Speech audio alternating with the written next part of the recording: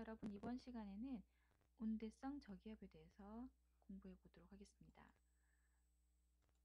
먼저 온대성 저기압의 개념과 발달 과정에 대해서 이번 동영상에서는 설명하도록 하겠습니다. 온대성 저기압이란 중위도의 온대지방에서 발생하여 한대 전선대를 따라 이동하고 발달하고 소멸하는 저기압을 말합니다. 이 온대성 저기압은 이동할 때 서에서 동으로 이동하는데요. 그 이유는 중위도에서 부는 바람, 무슨 바람이죠? 네, 편서풍이죠. 그래서 편서풍대에 위치하고 있기 때문에 서에서 동으로 이동하게 되죠. 그래서 이 온대성 저기압은 주로 겨울보다는 여름에 많이 발생하는 경향을 가지고 있습니다.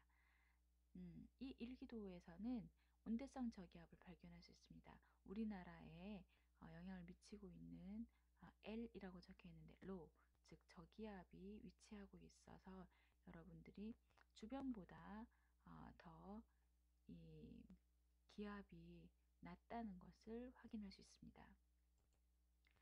여기서 여러분들이 기압과 저기압과 기압골에 대해서 한번 알아볼 텐데요. 저기압과 기압골은 많은 의미에서 비슷하게 사용이 되기도 하고 또 둘 다 구름이 많이 끼거나 강수를 동반한다는 그런 점에서 날씨도 비슷합니다. 하지만 저기압과 기압골을 비교해 보면 일단 저기압은 중심이 뚜렷하게 있고 중심이 있습니다. 그렇지만 기압골은 중심이 없습니다. 그리고 저기압 주변에서는 저기압성 바람이 불지만 즉 북반구에서는 저기압성 순환, 즉 중심을 향해서 반시계 방향으로 불어 들어가죠. 남반구에서는 반대고요. 그렇지만 기압골은 저기압성 순환이 나타나지 않는다는 것이 차이가 있습니다. 자, 사진으로 보면 여러분 가지고 있는 교재 2-41입니다. 사진에서 보면 저기압은 L이라고 적혀 있죠. 중심 부분이 있는 이곳이 저기압이고요. H, 하이가 고기압이 되겠죠. 이 저기압 중심 쪽을 향해서 V자로 이렇게 길게 쭉 뻗어나가 있는 부분이 바로 기압골입니다. 좀 더 쉽게 구분하기 위해서 일기독에서 L자가 있는 것이 저기압이고 즉 없는 것이 바로 기압골입니다. 그리고 위에 기압능이라는 것이 있는데요. 이 기압능은 기압골과 기압골 사이에서 고기압 쪽으로 패인 것을 기압능이라고 합니다. 여러분들의 등고선을 좀 생각하면 좋은데요. 등고선에 즉 낮은 곳과 높은 곳을 연결했을 때 높은 곳을 쭉 연결한 것을 즉 높은 곳을 연결한 것이 기압능, 그리고 저기압을 향해서 뻗어 있는 것, V자로 길게 쭉 뻗은 것을 기압골이라고 생각하면 되겠습니다. 그리고 기압마루라는 개념도 있는데요. 주변보다 기압이 높은 곳을 연결한 것을 바로 기압마루라고 합니다. 기압마루도 결국은 고기압의 성질을 가지고 있어서 고기압을 나타내는 말로 사용되기도 합니다. 자, 일기도를 한번 보면, 자, 여러분 사진에서 보는 것과 같이 저기 이 L이라고 적혀 있는 데 있죠. 저기압으로 중심으로 갈수록 이 등압선의 간격이 더 점점 조밀해지는 것을 알 수 있습니다. 중심으로 갈수록 두 지점 사이에 기압 차이가 그만큼 더 커지고 즉 그 차이에 의한 기압 경도력이 더 커서 풍속이 점점 더 강해집니다.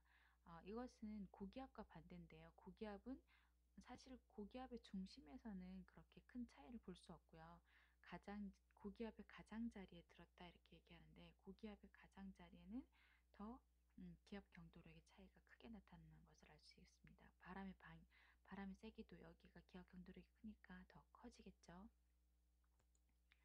자, 저기압 모델을 보면 북반구에서는 반시계 방향으로 바람이 불어듭니다. 하층에서는 즉 공기 하층에서는 공기가 수렴하는 것을 알 수 있습니다. 그리고 이렇게 수렴한 공기들이 상승을 하게 되죠.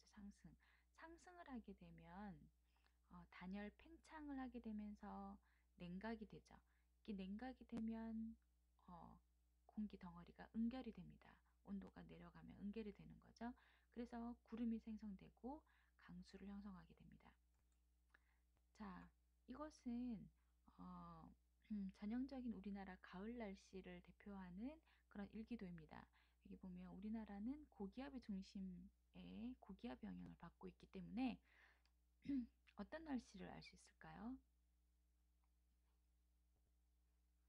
네, 이와 같은 이제 위성 사진 시간에 동일한 시간에 위성 사진입니다. 이것은 우리나라의 위성 천리안 위성에서 찍은 사진인데요. 고기압이 영향을 미치고 있기 때문에 우리나라는 전체적으로 남부지방을 제외하고는 아주 맑은 쾌청한 날씨를 보여주고 있습니다.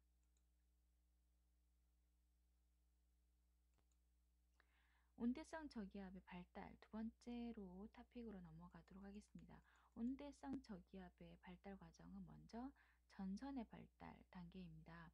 이 단계에서는 서로 반대 방향으로 이동하는 차가운 한기와 따뜻한 공기, 난기가 서로 대치하게 됩니다. 이렇게 두 개가 온도 차이가 나니까 서로 힘겨루기를 이제 시작하는 거겠죠. 그러면서 이 단계에서는 대치한 이 한랭 공기가 더 밀도가 크기 때문에 온난 공기의 이동 속도보다 빠르고 또 여러 가지 이런 이동 속도의 차이 때문에 어, 형성되는 이제 파동이 발생하게 됩니다. 이렇게 파동에 의해서 점차 온대성 저기압으로 발달하기 시작합니다. 즉 전선의 발달, 그 다음에 파동의 발달, 파동이 발달하고 나면 세 번째 단계입니다. 저기압이 발달하게 되는데 이 단계에서는 한랭 기단이 온난 기단을 파고들면서 파동이 더욱더 세져서 저기압성 순환의 발달기에 들어가게 됩니다. 이때 저기압은 편서풍대에서 우리나라가 위치한 중위도는 편서풍대에서는 동쪽으로 서해에서 동쪽으로 이동하면서 중심기압이 계속 하강하게 되고 바람은 좀 더 강하게 불게 됩니다. 보다 빨리 이동하는 이 한랭 전선이 끊임없이 온난 전선으로 다가가서 이 온난역, 즉 따뜻한 공기가 있는 난기가 있는 이 온난역 지역을 점점 위축시키게 되죠. 이때 의 시기가 이제 우리나라에 영향을 미치게 되는 그런 저기압이 우리나라에 영향을 미치게 되는 그런 단계입니다. 이 단계를 지나서 한랭 전선이 여기 여러분 앞에 그림과 차이점이라고 하면 이제 폐색 전선이 나타나기 시작하는 것입니다. 이제 저기압의 중심이 동쪽으로 이동할 때 한랭 전선이 온난 전선을 추월하면서 이제 폐색이 시작되는 것입니다. 네, 그러면서 마지막으로 폐색 전선이 다섯 번째로 폐색 전선이 발달하게 되고 이 온난 기단, 따뜻한 공기가 이제 저기압의 중심과 분리가 되기 시작합니다.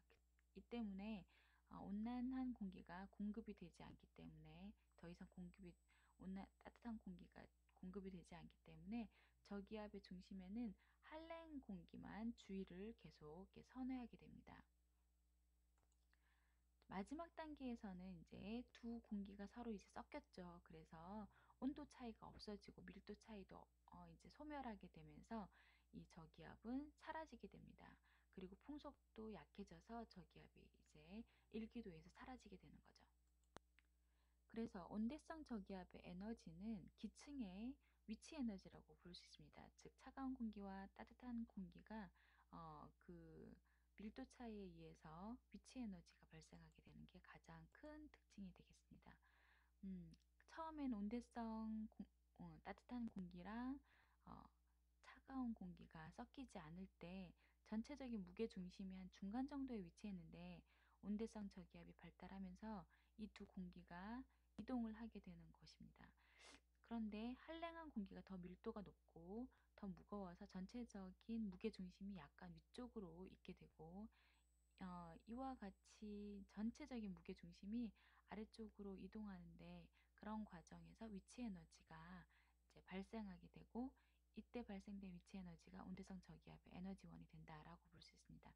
여러분들이 기억해야 될 것은 온대성 저기압은 온난한 공기, 온기와 차가운 공기, 한기가 만나서 그 밀도 차이와 온도 차이에 의해서 어, 전선이 발달하고 파동이 발달하고 그 다음에 결국은 한랭 전선의 속도가 더 빠르기 때문에 온난 전선을 따라잡게 되면서 이제 폐색이 생기고 폐색 전선이 발달하고 더 이상 온도 차이가 존재하지 않게 되면 어, 이 아, 이 온대성 저기압 이 한은 사라지게 되는 거죠. 온대성 저기압. 그래서 이렇게 계속 에너지를 소멸하면서 동쪽에서 발생한 이 온대성 저기압이 서쪽으로 가면서 단계를 거듭하는 게 되는 거죠. 1단계, 2단계, 3단계, 4단계, 5단계, 6단계. 그래서 거의 이 에너지를 다 이제 소멸하게 돼서 위치 에너지가 차이가 없게 되는 거죠. 온기와 난기가.